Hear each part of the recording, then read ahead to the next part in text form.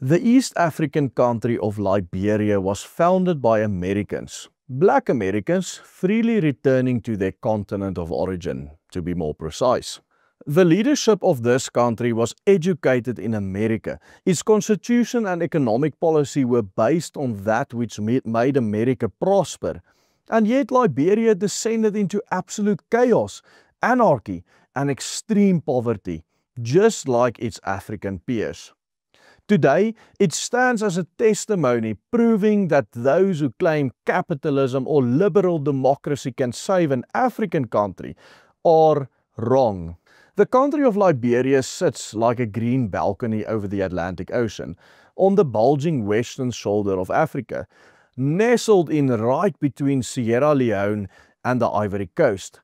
Not only is its capital, Monrovia, named after James Monroe, the 5th US president, but several cities in the country are named after prominent American figures of the 19th century, including Buchanan, named after the 15th US President James Buchanan, as well as the city of Harper, named after the famous US Congressman Robert Goodloe Harper.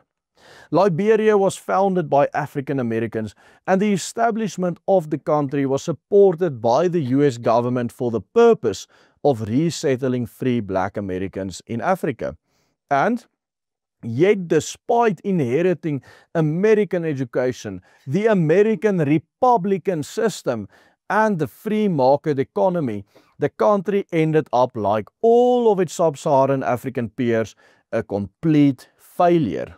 In 1816, the American Colonization Society was founded in the US capital of Washington, D.C. The initiative was supported by prominent Black US businessmen such as Paul Cuff, who had also been involved in founding the colony of Sierra Leone for freed British slaves. Not only supported by the initiative, but even helped transport Black families back to West Africa on his own ships. In 1822, the society founded a colony on the West African coast, naming its capital and main settlements after the sitting US president at the time, James Monroe.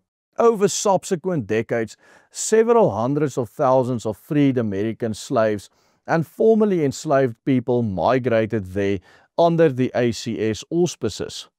Most of the African American settlers who moved to Liberia over the next few decades had been educated in church schools in America, and this included several pastors and teachers and court clerks and other civil magistrates and servants. Moreover, the leadership of the new African American settlement in West Africa constituted a highly educated ruling class. For example, the first president of Liberia was Joseph Jenkins Roberts, who was born not a slave, but a free Black man in the city of Norfolk, Virginia, where he had attended an elite private school, Alexander High School, which was founded in Monrovia by the first American colonists, was also modeled after the most elite private US schools at the time, emphasizing a rigorous classical Christian education. Alexander Crummell, who was born a free Black man in New York City, and in 1853 became the first Black man to graduate from Cambridge University in Britain, would also become one of the first professors to teach at this newly established Liberia College, which would later become the University of Liberia. When Liberia officially became an independent nation in 1847, it based itself largely and almost entirely on the American political and economic Republican model. On 26 July 1847, Liberia adopted a Declaration of Independence and at the very same time a constitution which was completely modeled on the US Constitution.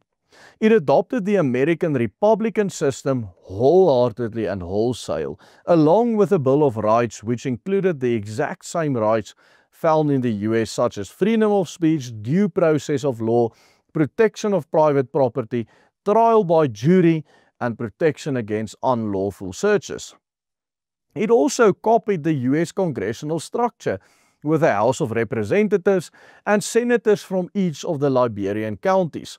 such as Maryland, which is also a county in Liberia, which is named after the US state, the English language and the Protestant religion that underpinned the American white Anglo-Saxon Protestant society were also largely adopted and copied in Liberia. Because of all of this, Liberia is regarded by historians as being the oldest democracy on the African continent. When it became an independent liberal democracy modeled on the American Republic, with a leadership educated in top universities in America, the country was seemed to set to become a beacon of hope for the African continent. But, surprise, it never did. Liberia never managed to develop an industrial base the way that South Africa or Rhodesia did, and neither did it ever develop the kind of infrastructure and skilled workforce that characterized these two first world African economies throughout most of the 20th century. Despite adopting American free market capitalist principles with an open door economic policy inviting foreign capital, concessions and private investments, Liberia always remained fragile, and in 1973 the country's collapse was initiated. A global oil crisis triggered a cascade of inflation, rising import costs, fiscal stress and food price shocks under the administration, and within less than a decade these pressures would explode into the 1980 military coup, ending 133 years of Americo-libertarian rule and shattering the illusion that American economic blueprints alone could sustain an African republic. It is very important to note here that in this 133 years, Liberia was never able to set up the most important and most basic sector in its economy, the agricultural sector.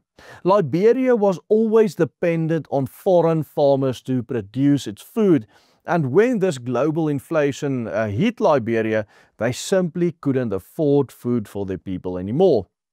On the 12th of April 1980, military officers raided the executive mansions of Liberian President William Tolbert. Tolbert was assassinated and 13 of his government officials were executed on the beachfront of the Liberian capital.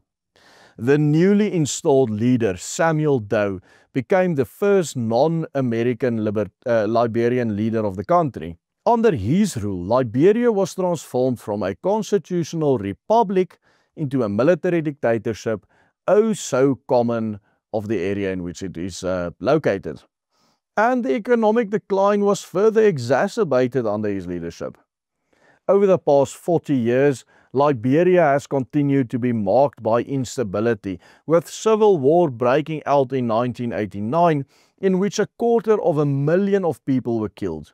Warlords have been wielding political power in this country ever since, and Liberia's cities today lie in ruins as the country has descended into complete tribal warfare with ethnic militias, patronage networks, and war-era power struggles continuing to shape the extremely corrupt political sphere. The constitutional system of the American Republic did not manage to save Liberia. The principles of the free market capitalism did not lead to any economic prosperity, and the political leadership of educated at the top universities in the Western world time could not manage to establish any durable political stability in this nation. Ultimately, the demographics of the country proved to be decisive, and it is once again an important lesson to the entire Western world that no political or economic system will be able to save our civilization once it is being overwhelmed by demographic replacement. In a recent video, we highlighted how South African-style ANC politics is on its way to becoming a decisive factor even in the UK. Click on this link appearing on your screen right now to view this full report. And remember to become a member of the Willem Petzer Group. Only with your help can we make these videos that change the hearts and minds of people all over the world. Simply follow the easy steps on the banner at the bottom. Goodbye and God bless.